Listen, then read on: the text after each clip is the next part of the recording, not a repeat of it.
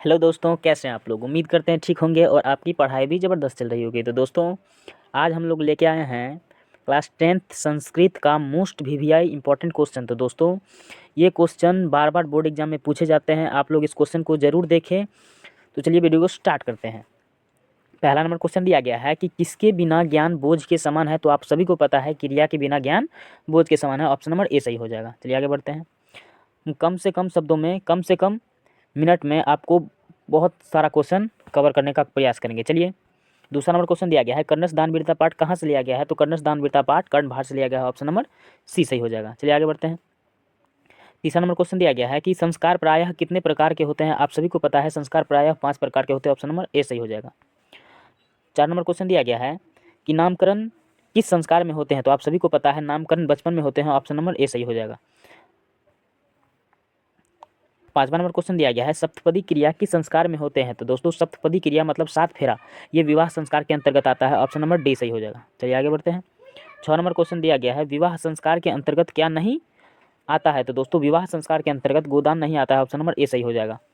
7वां number question दिया गया है नीति श्लोक पाठ किस ग्रंथ से लिया गया है। तो दोस्तों, नीति श्लोक जो पाठ है वो महाभारत से लिया गया है। ऑप्शन नंबर ए सही हो जाएगा। 8वां नंबर क्वेश्चन दिया गया है कि विदुर कौन थे। तो दोस्तों, आप सभी को पता है विदुर एक मंत्री थे। ऑप्शन नंबर बी सही हो जाएगा।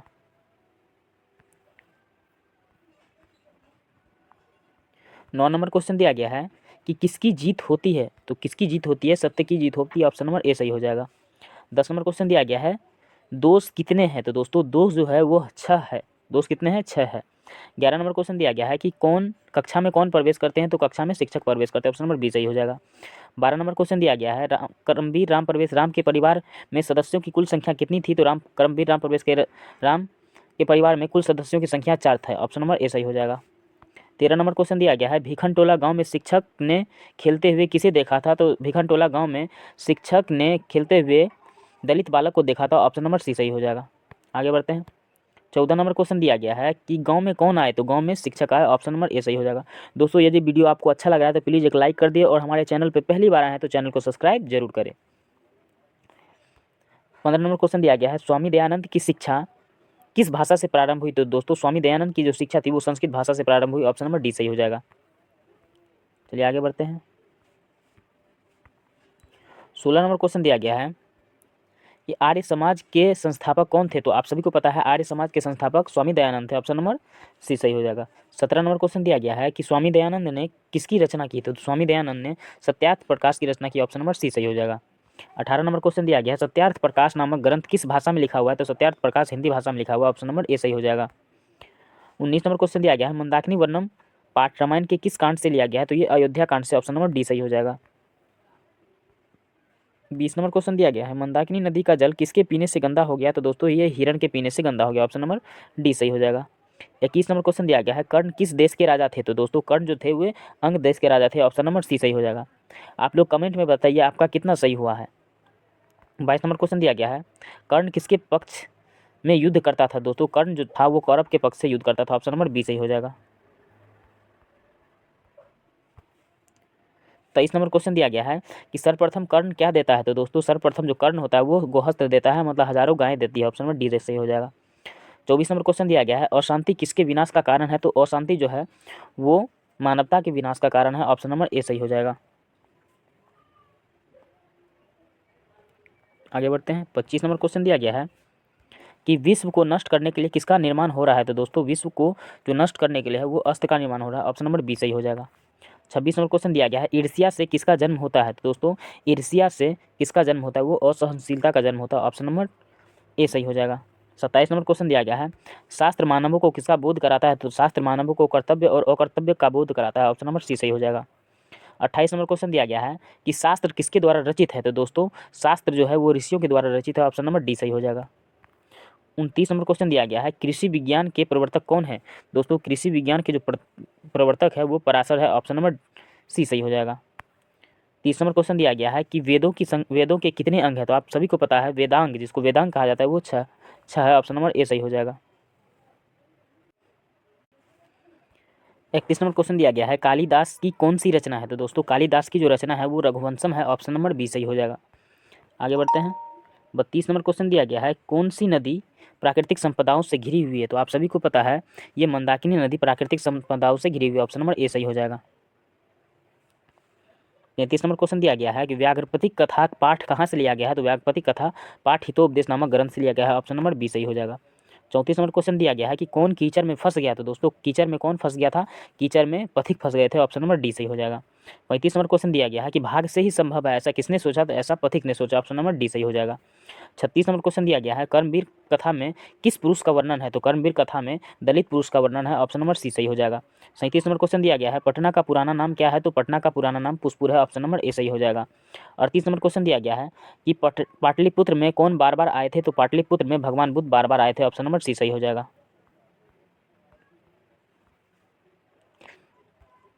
गुरु गोविंद सिंह का जन्म कहाँ हुआ था, तो दोस्तों गुरु गोविंद सिंह का जो जन्म हुआ था वो पटना में हुआ था। ऑप्शन नंबर ए सही हो जाएगा। 40 नंबर क्वेश्चन दिया गया है कि सरस्वती का कुलगृह कौन सा महानगर था, तो दोस्तों सरस्वती का जो कुलगृह था वो पाटलिपुत्र था। ऑप्शन नंबर सी सही हो जाएगा।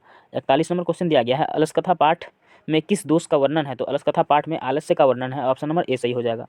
42 नंबर क्वेश्चन दिया गया है आलसियों का रक्षक कौन होता है, तो दोस्तों आलसियों का जो रक्षक होता है वो दयावान होता है। ऑप्शन नंबर बी सही हो जाएगा।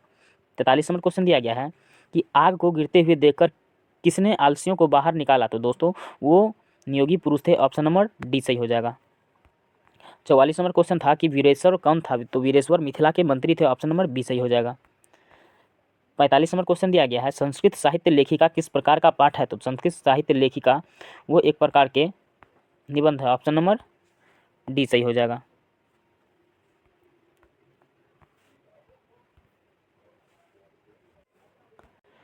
46 नंबर क्वेश्चन दिया गया है पंडिता क्षमाराव के पिता कौन थे, तो पंडिता क्षमाराव के पिता थे Pandit Shankar Pandurang. Option number A सही हो जाएगा।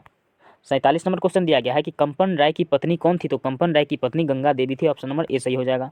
48 नंबर क्वेश्चन दिया गया है ऋग्वेद में कितने मंत्र दर्शनवती ऋषिकाओं का उल्लेख है, तो आप सभी को पता है ऋग्वेद में जो है वो 24 ऋषिकाओं का उल्लेख है। ऑप्शन नंबर बी सही हो जाएगा। 49 नंबर क्वेश्चन दिया गया है भारत भूमि पर जन्म लेने वालों की किससे तुलना की गई है, तो भारत भूमि पर जन्म लेने वाले की तुलना देवताओं से की गई है। ऑप्शन नंबर बी सही हो जाएगा। 50 नंबर क्वेश्चन दिया गया है कि भारत की महिमा कहाँ गाई जाती है, तो भारत की महिमा सर्वत्र गाई जाती है। ऑप्शन नंबर बी सही हो जाएगा। 51 नंबर क्वेश्चन दिया गया है राजशेखर का प्रमुख काव्य ग्रंथ कौन सा है, तो राजशेखर का जो प्रमुख काव्य ग्रंथ है वो काव्यमीमांसा है। ऑप्शन नंबर बी सही हो जाएगा।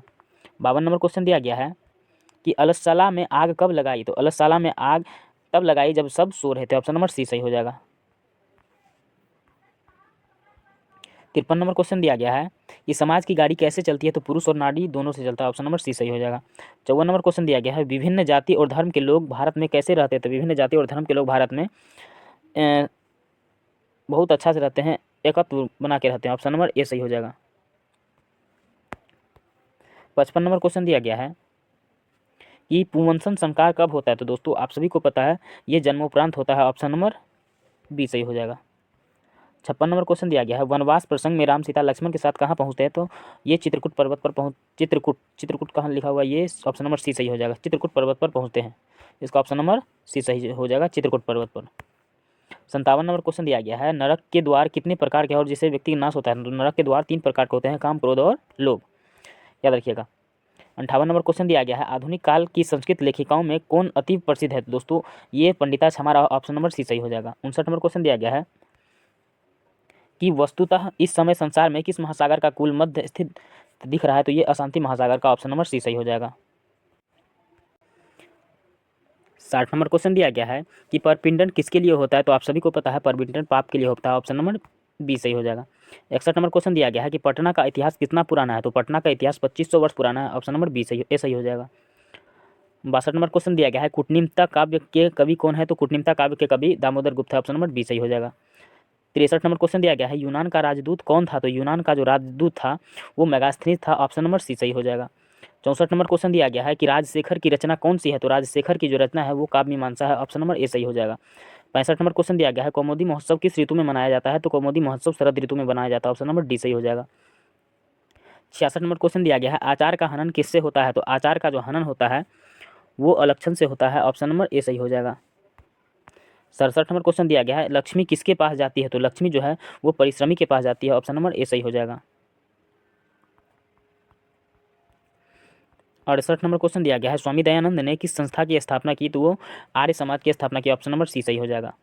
69 नंबर क्वेश्चन दिया गया है कि राम मंदाकिनी की शोभा किसको दिखा रहे हैं? तो राम मंदाकिनी की शोभा सीता माँ को दिखा रहे हैं। ऑप्शन नंबर डी सही हो जाएगा, सीता को। 70 नंबर क्वेश्चन दिया गया है, स्वामी दयानंद का जन्म कब हुआ था? तो स्वामी दयानंद का जन्म 1824 ईस्वी में हुआ था। ऑप्शन नंबर बी सही हो जाएगा। 71 नंबर क्वेश्चन दिया गया है कि अंतिम शिक्षा संस्कार का क्या नाम है? तो दोस्तों अंतिम शिक्षा संस्कार का नाम समावर्तनम है। ऑप्शन नंबर बी सही हो जाएगा। 72 नंबर क्वेश्चन दिया गया है, यह संपूर्ण संसार किसके द्वारा अनुशासित है? तो यह संपूर्ण संसार परमात्मा के द्वारा अनुशासित है। ऑप्शन नंबर ए सही, बी सही हो जाएगा। 73 नंबर क्वेश्चन दिया गया है, इस शास्त्र किसके लिए कर्तव्य और अकर्तव्य का विधान कराते हैं? तो शास्त्र जो है वो मानवों के लिए कराते हैं। ऑप्शन नंबर बी सही हो जाएगा। 74 नंबर क्वेश्चन दिया गया है, प्राचीन काल में शिष्य को क्या कहा जाता था? तो प्राचीन काल में शिष्य को ब्रह्मचारी कहा जाता था। ऑप्शन नंबर बी सही हो जाएगा। 75 नंबर क्वेश्चन दिया गया है कि शास्त्र मानवों को किसका बोध कराता है? तो शास्त्र मानवों को कर्तव्य और अकर्तव्य का बोध कराता है। ऑप्शन नंबर सी सही हो जाएगा।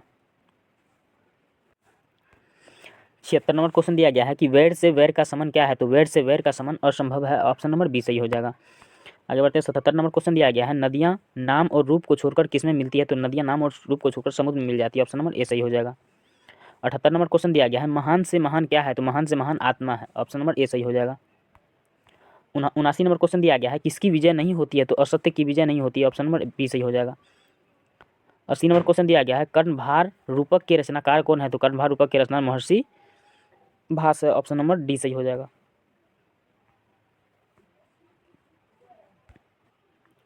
उसके बाद क्वेश्चन दिया गया है कि शत्रुता को कौन बढ़ाता है? तो शत्रुता को ये स्वार्थ बढ़ाते हैं। ऑप्शन नंबर ए सही हो जाएगा।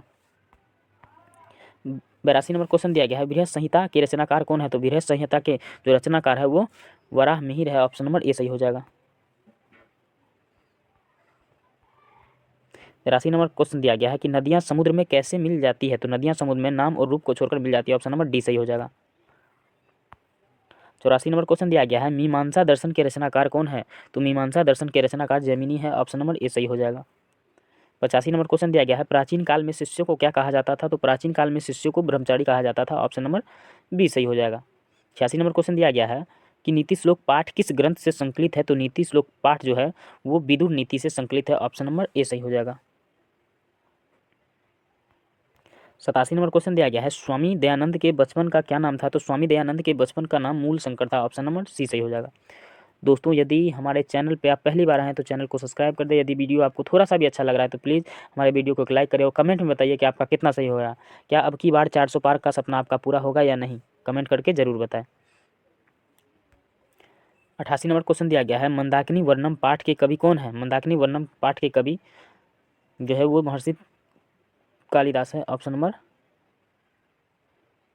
मंदाकिनी वर्णम पाठ के कवि ये कालिदास नहीं है, ये है हाँ शायद कालिदास है। ऑप्शन नंबर डी सही हो जाएगा।